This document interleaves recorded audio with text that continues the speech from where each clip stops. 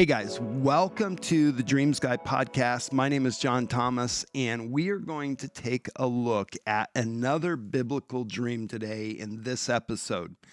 So, a couple episodes ago, we talked about Jacob's dream of seeing the ladder. This particular dream has the same dreamer. So, this is Jacob.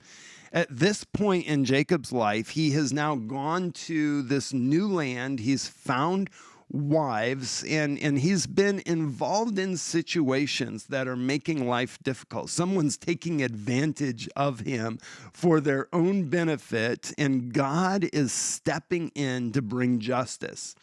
We come into the story of this particular dream, not when it happens, but actually years after it happened, when he's explaining to someone else about why he did the things that he did and why he recognized that it was God's leading.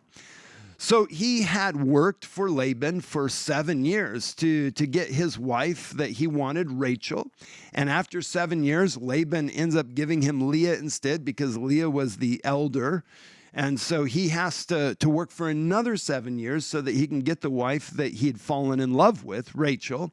And now they're married, and Laban says, hey, work for me, and I'm going to give you choose your wages, but I'm being blessed. I want you to keep on going. Would you please stay here? Start to build some wealth here. And so Jacob comes up with this idea. When we read it the first time, it kind of seems like it's Jacob's idea. Well, I'll tell you what, give me the spotted and the speckled, and I'll take that as my wages. Okay, that sounds interesting until you know a little something about the common concepts of animal husbandry at this time. It was thought at this time that the spotted and the speckled animals were not as good, that there was something wrong with them. If they were pure white or pure black, that was better. But if they were spotted or speckled, it was not a good sign in their understanding. Now, we know much better now, but back then that was the common understanding. And so Jacob's saying, hey, I'm going to take this. This will be my wages. Laban's like, hey, I got away with one this time. Yes, let's do it. Well, he continues working, and Laban and his sons keep on finding ways to take advantage of him. And we step into the story when Jacob invites his wives out to the fields where they're not going to be overheard so that he can have a conversation about his plans coming up. So we're going to start in Genesis chapter 31, verses 9 through 14. So starting in verse 9, Jacob's speaking to his wives, and he says, so God has taken away the livestock of your father and given them to me. And it happened at the time when the flocks conceived that I lifted my eyes and saw in a dream. So here he's going to tell what was his dream. And behold, the rams which leaped upon the flocks were streaked, speckled, and gray spotted. Then the angel of God spoke to me in a dream, saying, Jacob. And I said, here I am. And he said, lift your eyes now and see. All the rams which leap on the flocks are streaked, speckled, and gray spotted, for I have seen all that Laban is doing to you. I am the God of Bethel, where you anointed the pillar and where you made a vow to me. Now arise, get out of this land, and return to the land of your family. And Rachel and Leah answered and said to him, is there still any portion or inheritance for us in our father's house?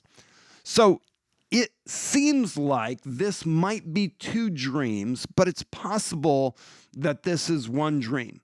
And I'll explain why. So in the first dream, if there's two dreams, he sees the spotted and the speckled, the rams that were coming on. So these are the male animals that were mating with the other animals. He noticed that they were streaked, speckled, and gray spotted. And this is what gave him the courage to take this idea that he's going to take that as his inheritance, as his wages. He sees that that's what God is doing in a dream, and he decides, this is the hand of God. This is God revealing something to me. I can put my trust in this.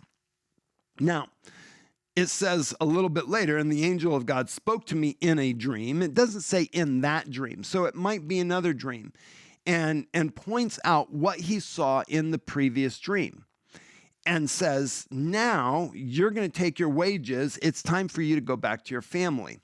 It seems like this dream was a follow-up dream.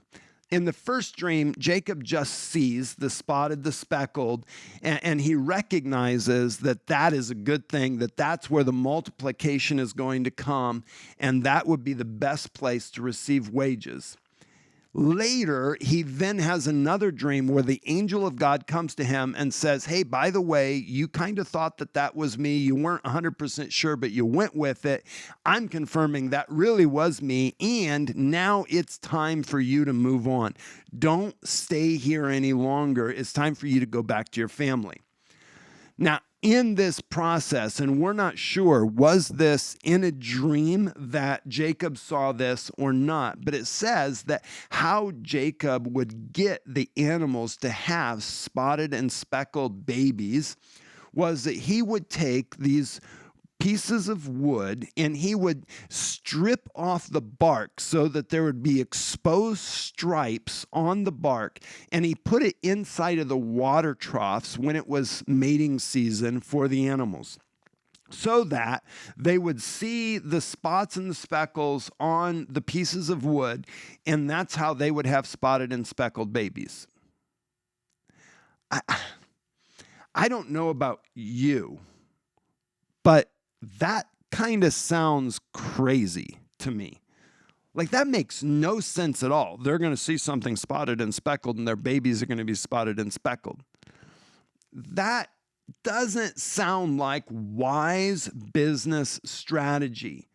And here's something that's key. When God speaks, revelation trumps wisdom. This was something that was prompted by God. God had made a promise. And through that dream, that original dream where he sees the spotted and the speckled, and he recognizes this is where the multiplication is going to happen. Perhaps it was a dream where he saw the pieces of wood. We're not sure. But it was a leading that he got. He put his trust in the revelation.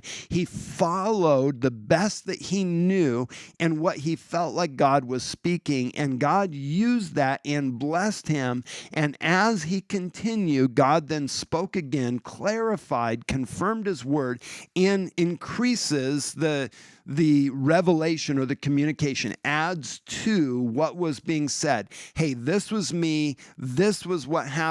And now it is time for you to take the next step. It's time for you to go back. It took a risk for Jacob to put his future, his expectation of financial reward on the spotted and speckled. It wasn't the norm. It was a risk, but he did it because of a dream.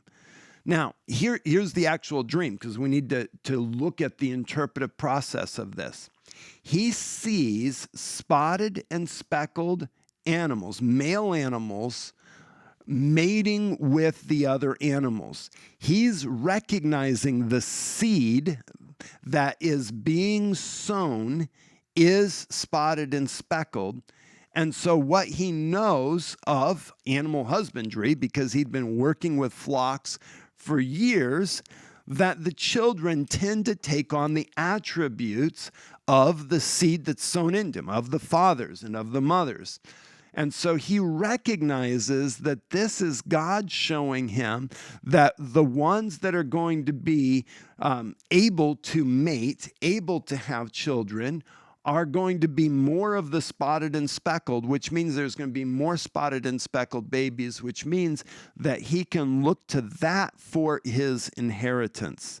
So there's some natural knowledge that Jacob had, and there was some supernatural knowledge that God gave him that added to that. And this is an important principle about dreams. God will often speak to a dreamer with something that they have some knowledge about. Not all the time, but often he will. This is a common theme. Jacob worked with animals, and so God spoke to him about animals and used what he already knew about animals as part of the metaphor so that he would know how to respond. He didn't need a lot of understanding for this dream because he already had the understanding. God had already taught him this through his career, through what he was doing. And you're going to find dreams that you're trying to understand where God uses something that's familiar to you, and you're going to be able to take that and bring understanding to that dream. Now, you do have to be careful not to bring in the logic of man to interpret the metaphor itself or to add to the dream. You don't want to make the dream say something that it doesn't say. I use this example when I'm teaching about dream interpretation. If in a dream you find yourself in a room, you can't say that you came into the room unless in the dream you came into the room. It just says that you're in the room, not that you came into the room. So there can have a very specific meaning to that in a dream. So you got to be careful not to take that too far, but there are principles that are there, and God will often use elements out of your life, your car, your house, your job, your neighborhood, something that you're familiar with, and use that to speak to you because it's already familiar. It's like God when he speaks in his audible voice. If I'm going to hear his audible voice, I'm probably going to hear it in English. I have friends that live in China, and if they hear his audible voice, they're probably going to hear it in Chinese. And my friends in India are probably going to hear it in Hindi, and my friends in Sweden are probably going to hear it in Swedish. My friends in South Africa, maybe they hear it in Afrikaans or in Xhosa language. It could be whatever the language of the person is. That's how God speaks most often. And the same thing is true when it comes to dreams and visions. He will use elements that a person is familiar with to speak. And there are often follow-up dreams. So Jacob, it seems like that this is two dreams. Now again, you could argue, but if you argued that it was one dream, then you've got to question why Jacob didn't leave at the very beginning when he first had this dream. Why did he wait for 7 more years of working for Laban when the dream said to leave? So just looking at the story, it really seems like there was 2 dreams. So Jacob has the first dream about how the wealth is going to come to him, and then he has a follow-up dream where God says, yep, that was me, and by the way, here's what's next. Now we're going to continue this story. If he would have told Jacob, hey, once you get your wealth, you're going to leave, Jacob might have left before he got as much wealth as God intended to give him. Maybe he would have left after 3 or 4 years. He probably was wealthy at that point. Or maybe after 5 years, or maybe he would have waited for 10 or 12 years because he really wanted to get a lot of wealth before he went back. But God spoke this follow-up dream to let him know the timing.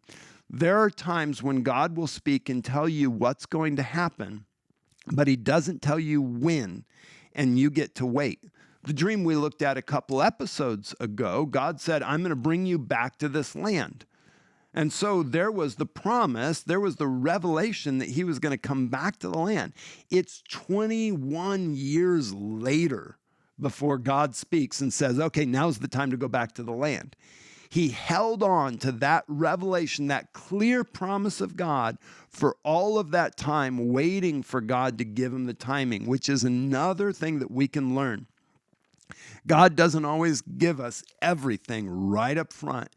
He gives us a promise, but we can trust in him. If he spoke the promise, he'll speak the timing as well.